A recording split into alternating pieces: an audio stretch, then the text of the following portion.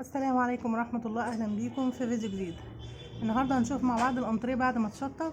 أنا كنت مصوراه قبل كده وهو خشب، وبعدين صورته في بداية التأسيس بتاعه الأرضيات وكده، وبعدين دلوقتي بنصوره وهو متشطب، فأخد معانا كذا فيديو كذا مرحلة يعني.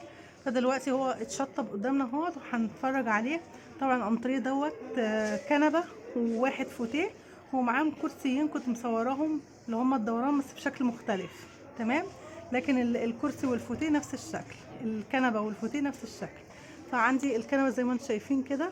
الخامات بقى اللي محطوطه في الطقم دوت ايه؟ طبعا الشلته اول حاجه سفنج هايبر. السفنج ده بيبقى عليه طبقه فايبر رول من فوق، بيتلف بالعبك وبيتعمل له الكسوه اللي انتم شايفينها ديت من القماش اللي العميل بيجيبه. تمام. عندي الارضيه هنا بيبقى مشدود استك، وبعدين فوقيها السفنج بتاعنا وبنشد عليه القماش. الظهر والدراعات بيبقى سفنج من قدام وسفنج من ورا وسفنج في الجزء اللي زي دوت كده.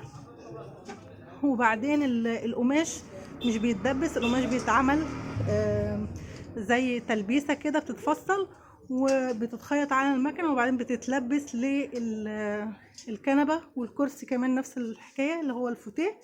ومن قدام هنا مش بيتدبس، من هنا بيتلزق بالكل الرش، ومن ورا بس هو اللي بيتشد من تحت بايه وبيتدبس من الجناب الخلفيه ومن ورا. تمام كده. ده شغل ايه؟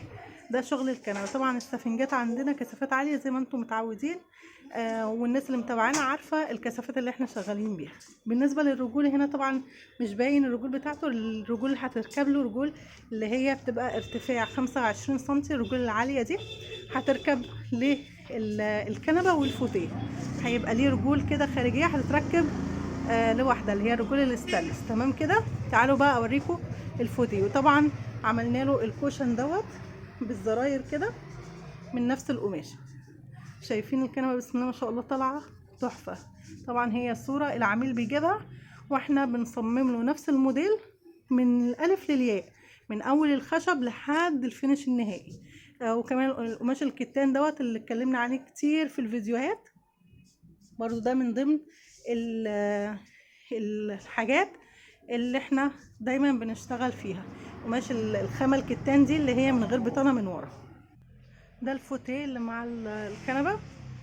تمام، شايفينه شكله نفس شكل نفس ستايل الكنبه بالظبط.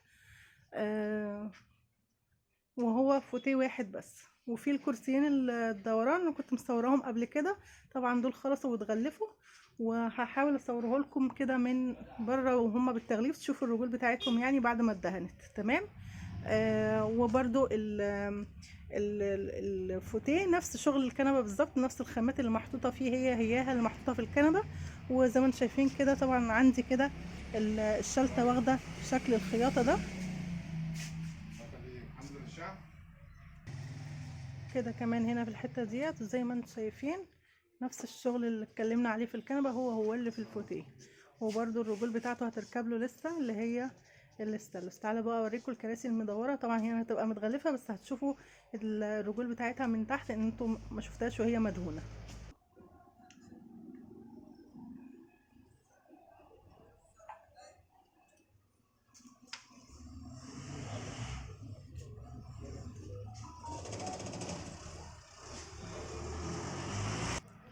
وبس كده، ده كان الفيديو بتاعنا النهارده. ما تنسوناش بلايك وشير واشتراك في القناه. ولو في اي استفسار بسيب الرقم بتاع الواتساب بتاع زوجي في صندوق الوصف تحت الفيديو. والسلام عليكم ورحمه الله.